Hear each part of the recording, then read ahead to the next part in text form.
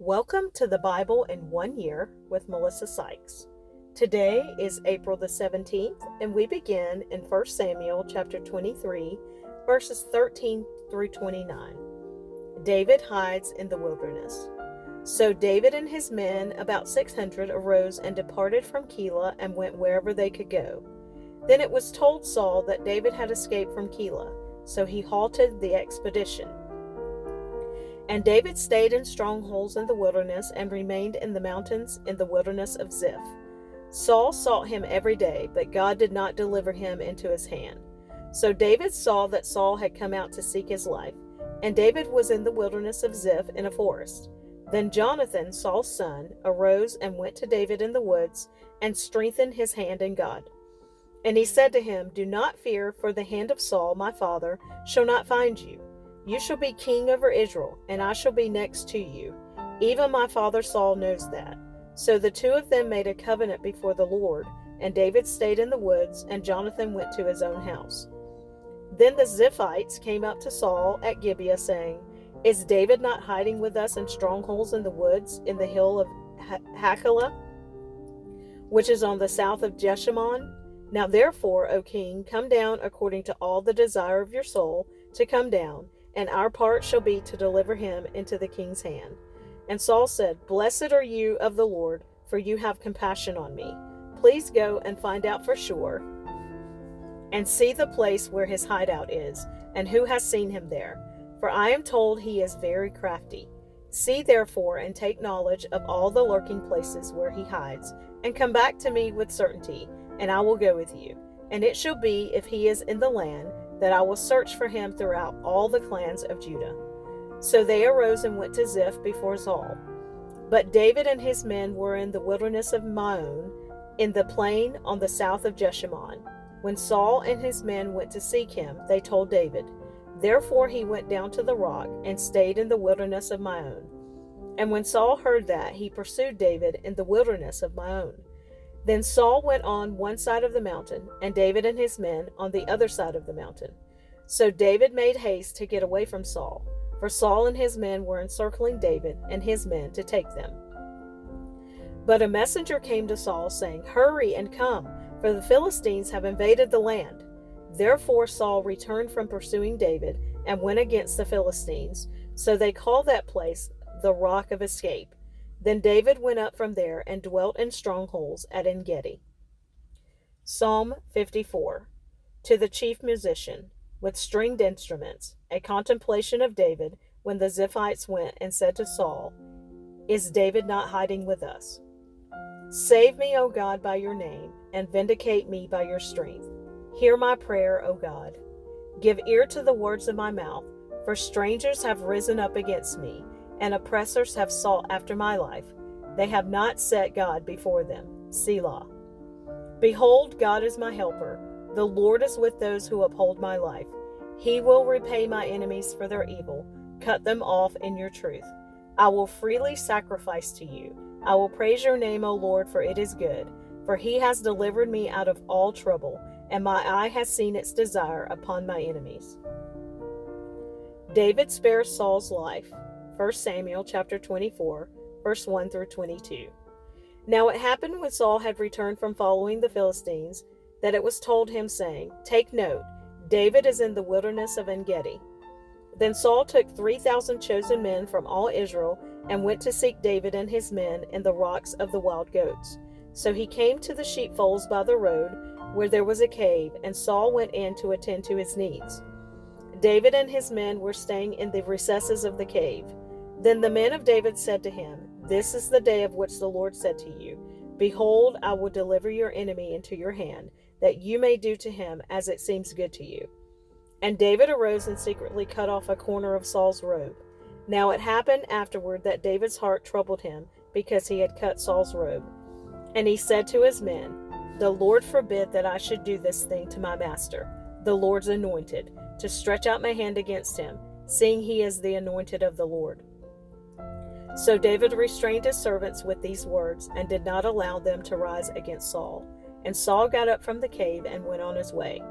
David also arose afterward, went out of the cave, and called out to Saul, saying, "My lord the king." And when Saul looked behind him, David stooped with his face to the earth and bowed down. And David said to Saul, "Why do you listen to the words of men who say, 'Indeed, David seeks your harm'? Look, this day your eyes have seen that the Lord delivered you today into my hand in the cave, and someone urged me to kill you. But my eye spared you, and I said, I will not stretch out my hand against my Lord, for he is the Lord's anointed.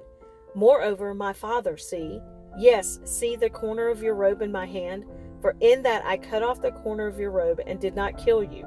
Know and see that there is neither evil nor rebellion in my hand, and I have not sinned against you. Yet you hunt my life to take it. Let the Lord judge between you and me, and let the Lord avenge me on you. But my hand shall not be against you. As the proverb of the ancient says, wickedness proceeds from the wicked. But my hand shall not be against you. After whom has the king of Israel come out? Whom do you pursue? A dead dog? A flea? Therefore let the Lord be judge, and judge between you and me, and see and plead my case, and deliver me out of your hand." So it was, when David had finished speaking these words to Saul, that Saul said, "Is this your voice, my son David?" And Saul lifted up his voice and wept. Then he said to David, "You are more righteous than I, for you have rewarded me with good, whereas I have rewarded you with evil. And you have shown this day how you have dealt well with me, for when the Lord delivered me into your hand, you did not kill me. For if a man finds his enemy, will he let him get away safely? Therefore may the Lord reward you with good for what you have done to me this day. And now I know indeed that you shall surely be king, and that the kingdom of Israel shall be established in your hand. Therefore swear now to me by the Lord that you will not cut off my descendants after me, and that you will not destroy my name from my father's house." So David swore to Saul, and Saul went home, but David and his men went up to the stronghold. The death of Samuel. 1 Samuel chapter 25, verse 1.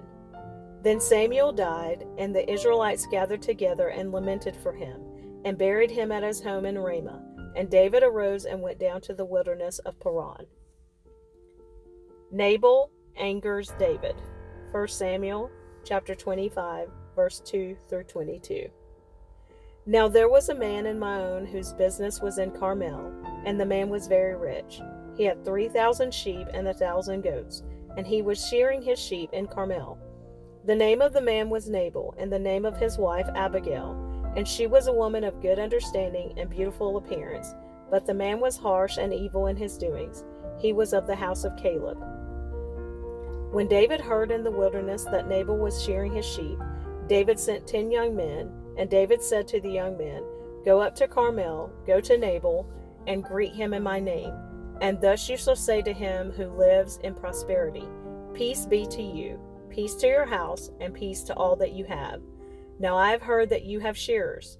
Your shepherds were with us, and we did not hurt them, nor was there anything missing from them all the while they were in Carmel.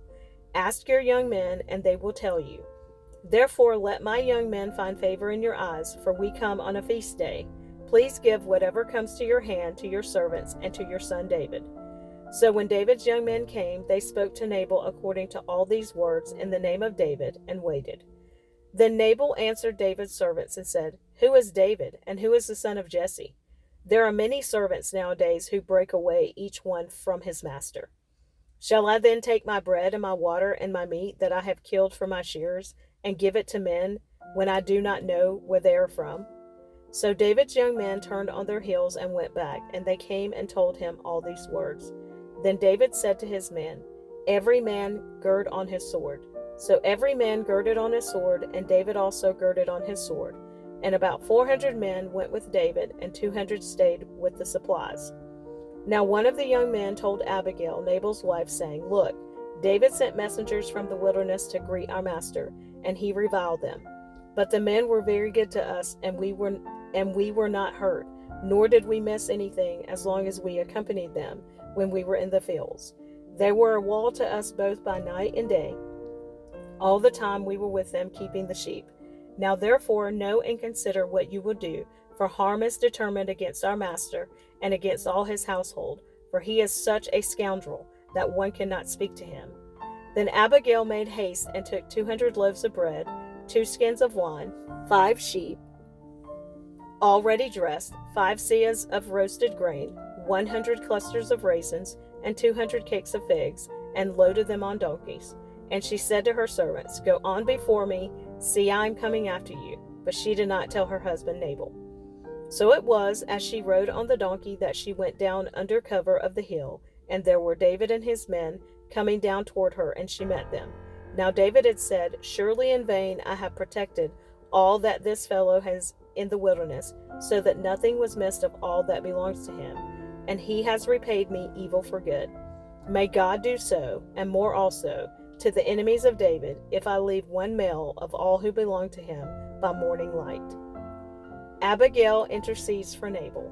1 Samuel chapter 25, verses 23 through 38. Now when Abigail saw David, she dismounted quickly from the donkey, fell on her face before David, and bowed down to the ground. So she fell at his feet and said, On me, my lord, on me let this iniquity be. And please let your maidservant speak in your ears, and hear the words of your maidservant. Please let not my lord regard this scoundrel Nabal, for as his name is, so is he. Nabal is his name, and folly is with him. But I, your maidservant, did not see the young men of my lord whom you sent. Now therefore, my lord, as the Lord lives, and as your soul lives, since the Lord has held you back from coming to bloodshed and from avenging yourself with your own hand, now then, let your enemies and those who seek harm for my lord be as Nabal. And now this present which your maidservant has brought to my lord, let it be given to the young men who follow my lord. Please forgive the trespass of your maidservant, for the Lord will certainly make for my lord an enduring house, because my lord fights the battles of the Lord, and evil is not found in you throughout your days. Yet a man has risen to pursue you and seek your life, but the life of my lord shall be bound in the bundle of the living with the Lord your God, and the lives of your enemies he shall sling out, as from the pocket of a sling. And it shall come to pass, when the Lord has done for my lord according to all the good that he has spoken concerning you, and has appointed you ruler over Israel, that this will be no grief to you, nor offense of heart to my lord, either that you have shed blood without cause, or that my lord has avenged himself. But when the Lord has dealt well with my lord, then remember your maidservant. Then David said to Abigail, Blessed is the Lord God of Israel, who sent you this day to meet me, and blessed is your advice, and blessed are you, because you have kept me this day from coming to bloodshed, and from avenging myself with my own hand. For indeed, as the Lord God of Israel lives, who has kept me back from hurting you, unless you had hurried and come to meet me, surely by morning light no males would have been left to Nabal. So David received from her hand what she had brought him, and said to her, Go up in peace to your house. See, I have heeded your voice and respected your person. Now Abigail went to Nabal, and there he was, holding a feast in his house, like the feast of a king. And Nabal's heart was merry within him, for he was very drunk. Therefore she told him nothing, little or much, until morning light. So it was in the morning, when the wine had gone from Nabal, and his wife had told him these things, that his heart died within him, and he became like a stone. Then it happened, after about 10 days, that the Lord struck Nabal, and he died. David marries Abigail. 1 Samuel chapter 25, verses 39 through 44. So when David heard that Nabal was dead, he said, Blessed be the Lord, who has pleaded the cause of my reproach from the hand of Nabal, and has kept his servant from evil. For the Lord has returned the wickedness of Nabal on his own head. And David sent and proposed to Abigail to take her as his wife. When the servants of David had come to Abigail at Carmel, they spoke to her, saying, David sent us to you to ask you to become his wife. Then she arose, bowed her face to the earth, and said, Here is your maidservant, a servant to wash the feet of the servants of my lord. So Abigail rose in haste and rode on a donkey, attended by 5 of her maidens, and she followed the messengers of David and became his wife. David also took Ahinoam of Jezreel, and so both of them were his wives. But Saul had given Michal his daughter, David's wife, to Palti the son of Laish, who was from Gileam.